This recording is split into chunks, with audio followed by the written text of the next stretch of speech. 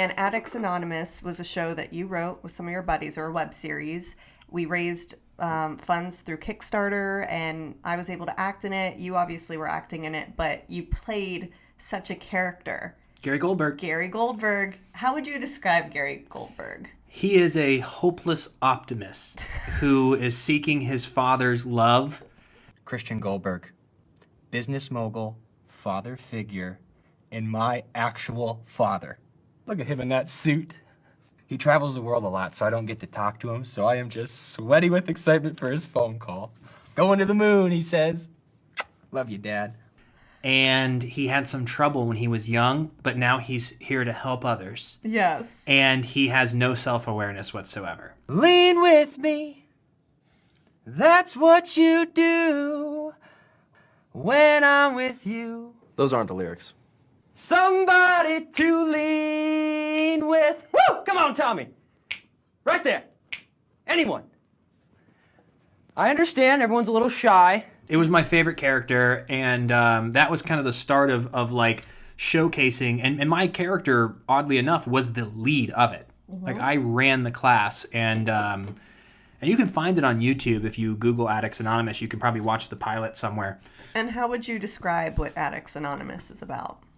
It was, Gary, without giving away if you end up watching the 6 episodes, he just has a class where if you get caught doing something in college, instead of being suspended, you go into this probation type class where if you pass the class and Gary deems you like healthy, then you can go back without being suspended, but he holds your suspension in his hands.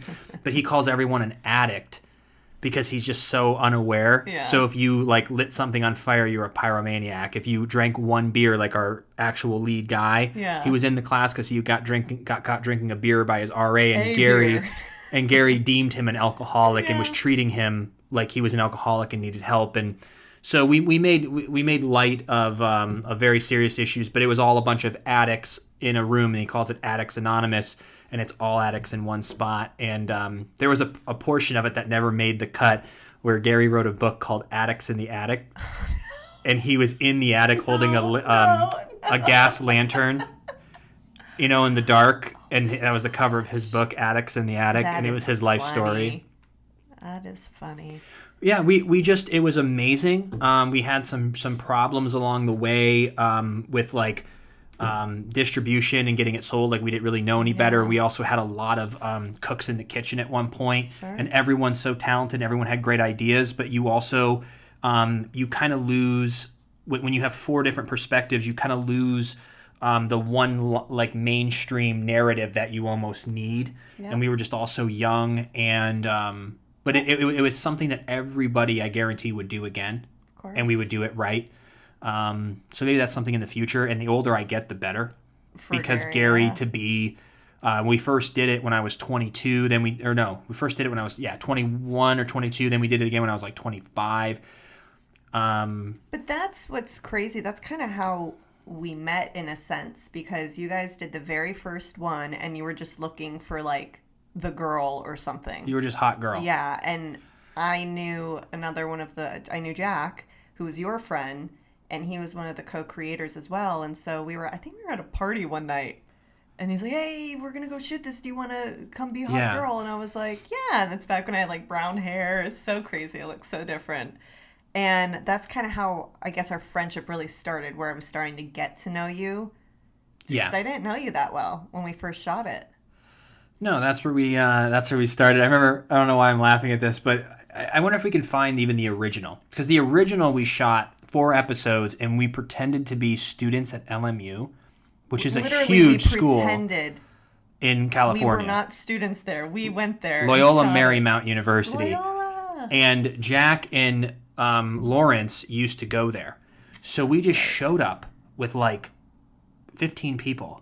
Just showed up at the college. I remember that. And we walked around like we owned the place, and we just shot in the school. And I don't think anyone ever asked. We just said we were students. Yeah. And they're like, oh, cool. And no one asked. We shot the entire thing for free. But then it started getting a lot of buzz in our circle. And we got together and said, what if we raised money and did this right?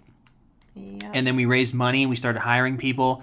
And it was really great. It was just like, we just couldn't agree on on some of the final edits and also what to do with it. It was in a weird time of 2013, kind of right in the middle of social media, where if we would have known a little bit more about social, like now, this could be huge.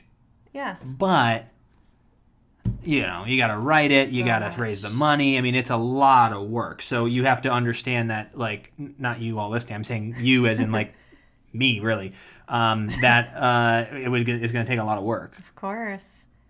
It's just, I think the very first ones are still out there somewhere, because I feel like we watched it like a few years back, but around that time when the first edition, let's say, of it first came out, I remember, I think it was Lawrence invited us. He's like, guys, we're going to this big party at LMU. Everyone's coming. The whole cast is coming. And we all went, and everyone, hundreds of people, knew who we were. It was the first time we ever felt like fame. Because it was before Days, 90210. It was before all of that. And I was like, oh my God, oh my God, oh my God. And they knew us from that. Well, we DM'd every single person on our Facebook back in the day. Because we were like really pushing. So we understood what we were doing. But, yeah, you know, I don't know. We raised $52,000, and we were a bunch of young kids. With no marketing plan. That was the thing. We didn't know back then. And, you know, we even brought Sean Christian on board, Daniel from Days. He was the other fourth person who came on, and he helped raise some money, and he was my dad. He played your dad. He played my dad. What's happening? What's happening? Dad? Yeah, go look it up, guys. Go look it up. It's on Guys and Gals. Go look it up on YouTube. Just type in Addicts Anonymous, and you'll be able to find. I think there's 5 episodes. Our 6th episode got taken down because of copyright issues or something. But, crazy. But yeah, we had fun. It had potential, and you know, I just don't know. We'd have to start all over, and we have the platform now that we could make it successful. Hey, but maybe one day it's something to revisit. You know? Yeah. Well, that's what we want to do. Like, once we can actually get, you know, some funds together, like, you just don't need a lot of money. Like, I don't know what we shot an hour and 20 minutes worth of footage, which is a full-length feature, for $52,000. Yeah. The average film that you see, like, even a low-budget independent's $5 million.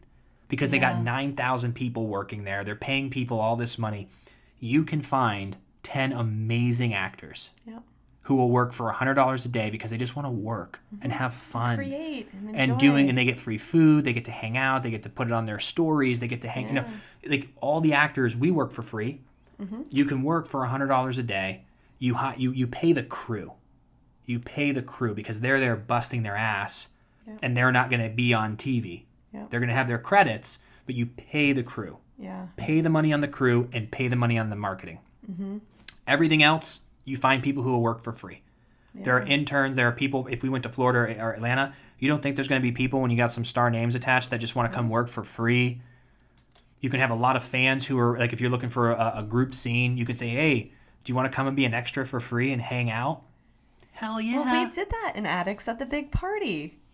Like, people are always down to come. Remember the big party at the house? We told everyone, we're like, guys, come be extras. Yep. Be food. I don't think there was alcohol because...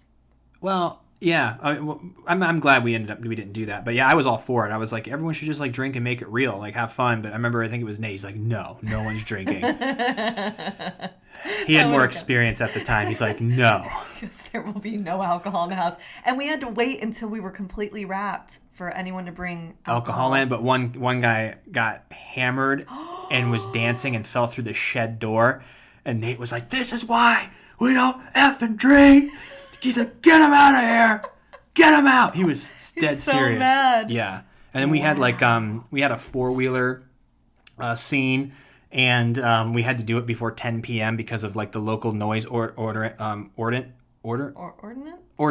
Yeah. And Molly Burnett was on it, and she was the addicted to thrills, and so she was like, you know. But yeah, it was a really good time. Go check it out. We never really promoted it that much, but we should see what y'all think. We were young. You get to see our young work, and you played Janie and. Janie. She was a sex addict. Yeah. So it's a little more risque than you usually see. Remember Rakefik comes up, she goes, hi, I'm Georgia and I like to eat. Call me. And I go, that's not happening. Hey guys. guys. I'm Janie, and I'm a sex addict. Oh my God. Yes. Oh, hey! Sit back down. Sit back down. What are you guys, barn animals? You're hot, and I like to eat, so call me. Okay, that's not happening. Ever? I don't know. I'm just very comfortable with my body. So is the chess club. But the whole thing, we improv'd a ton of it. But yeah, maybe one day we'll redo it. But that's what we want to do. We want to build a hub. I want to make Unplugged. Maybe we can revisit some web series. We have another.